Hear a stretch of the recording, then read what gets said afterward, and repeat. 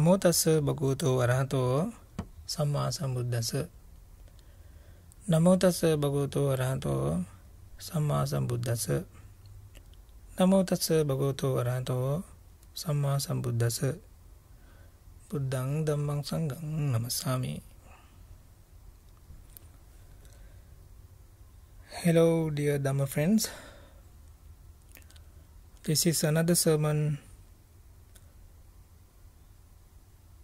on rain retreat from bolankanda thapoarana, Pasyala.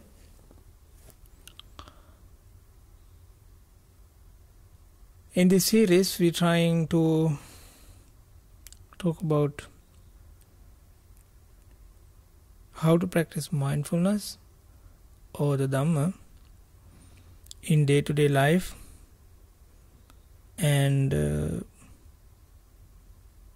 with practical approach on the meditation cushion or the working meditation path.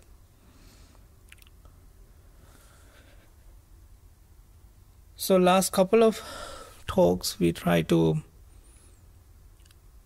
talk about how to practice the Dhamma in certain ways, and I try to express my kind of ideas to you with my fair knowledge of English. So if I make any mistakes while I'm talking, please excuse me. Okay. And this week I wanted to give another aspect of our life, especially now we are in the rain retreat, which means this is the raining season. According to the Buddha Sasana, this is the greatest time for the practitioners who are willing to practice the Dhamma, or who wanted to realize or who wanted to be free, I could say.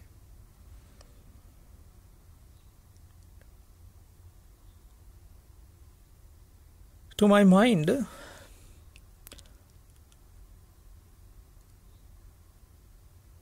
Buddhajanan Wahanse, or we call the Buddha, only talk about was season only after 20 years of his existence. He talk about was season or rain season, and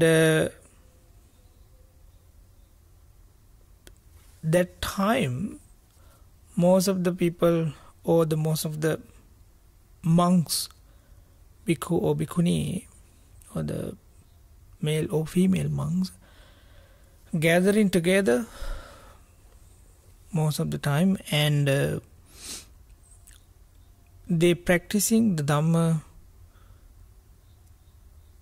continuously, I could say. After these 3 seasons gone, most of the students became enlightened, or like that. At least they had many experience about the life or themselves. According to the Buddha Sasana, there are 3 ways we can find our wisdom. One is Suttamaya Jnana.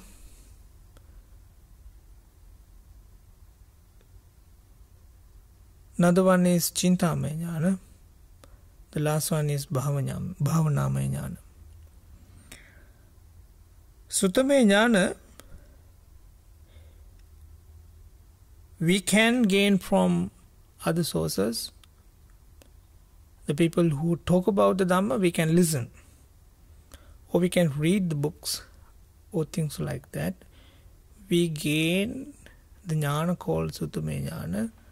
This is maybe the very simple explanation, but it is something like that. The second one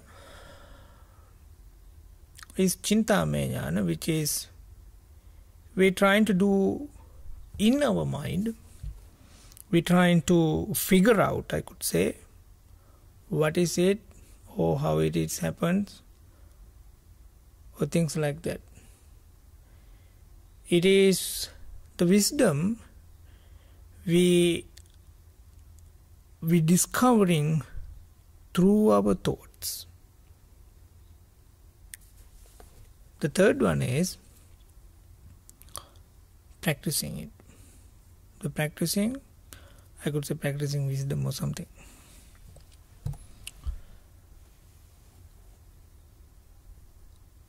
In normal life, my friends, in 24 hours we are hearing many things, so many things. Sometimes we reading books as well.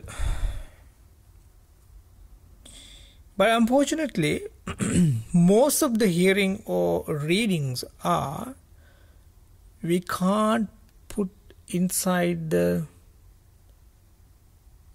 peaceful way. Because most of the hearing and readings make us more and more defilements or more and more difficulties in our life. So those kind of wisdoms I wanted to name as a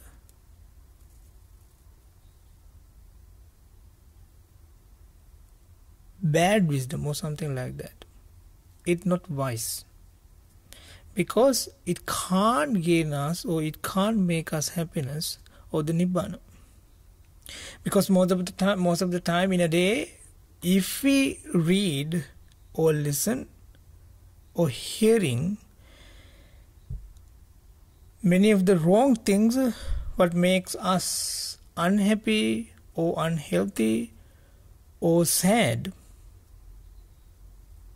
or if those things can't make us nibbana or the peaceful or enlightenment, those kind of knowledges is not good for us, or those kind of knowledges are not lead us to the enlightenment.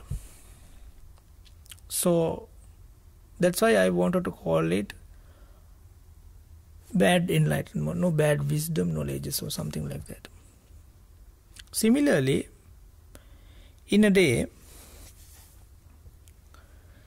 just think how many thoughts you have think in a day. Without realizing, those thoughts leads you to make unhappiness. Many of the thoughts are what we think in a day isn't make us happy, isn't make us enlightened. But we wanted to think it, but we would like to, we love to. If we compare, but sometimes we do hearing good things and we do reading good things too, and we do thinking good thoughts too. But if we compare that both side, the good side and the bad side, I think most of the time the bad side is the most.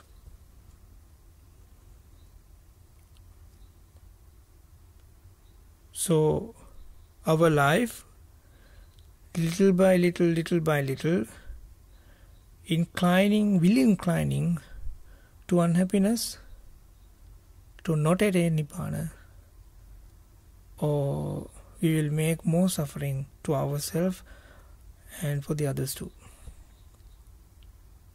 Exactly the same the practicing thing as well. In a day, if we see or if we think about how many works or how many things I am doing in a day, as a person who trying to be enlightened, or as a person who don't even think about it,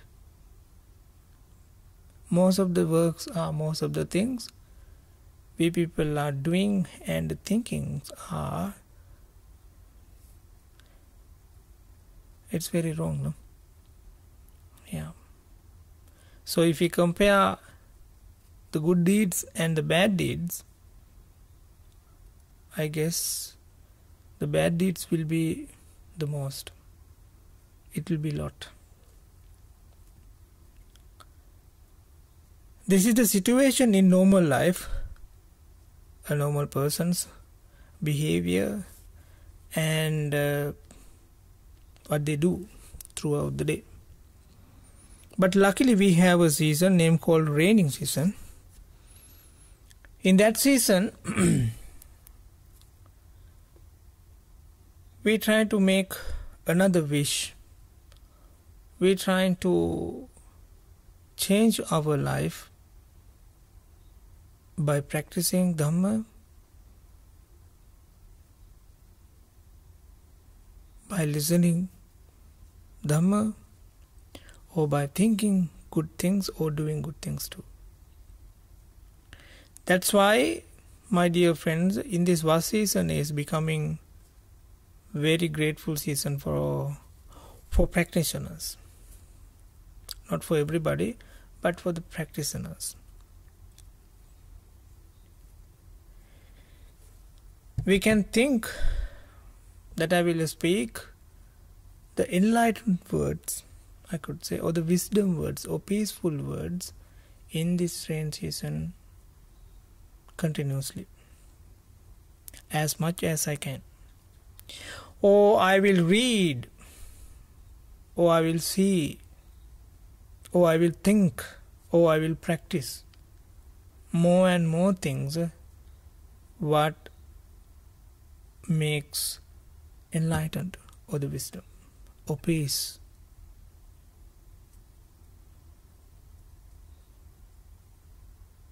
Those kind of effort are very helpful for practitioners in this one season. My dear friends, time will pass very quickly, but if you try to use your effort on the Dhamma to do something new, it will change your life, maybe forever. This is the benefit of fast season or rain season. In this season, Buddhists are practicing Dhamma to themselves. Sometimes they offering dana, food or anything, which suitable things, which not like a wrong things giving or something like that, but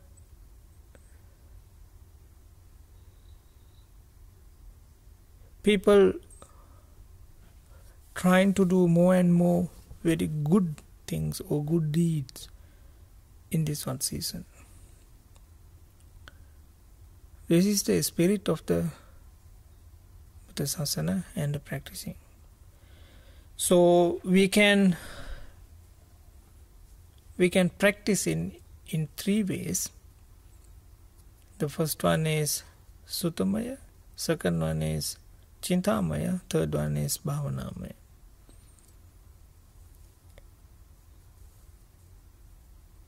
We can read, or we can hear, or we can talk, we can think, we can do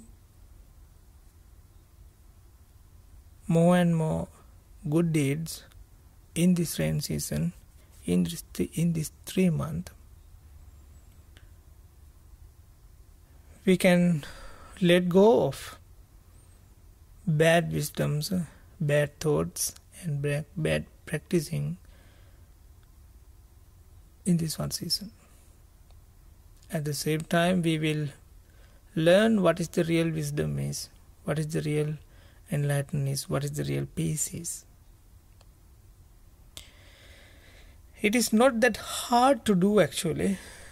We just have to understand ourselves. What am I doing? What am I saying? Or things like that. If you understood that you are talking some wrong words, then you can practice, or you can think, okay, next time I will talk not like those words but this. Then you can practice it. Practice those attitudes when you talk. It's that simple. It's that simple. So I wanted to invite you all to practice these techniques, I could say, for a couple of days to change your life, to understand what is really Dhamma is. Okay? And this is the end of this talk. And thank you for listening. See you next time. If I make any mistakes, so sorry about that.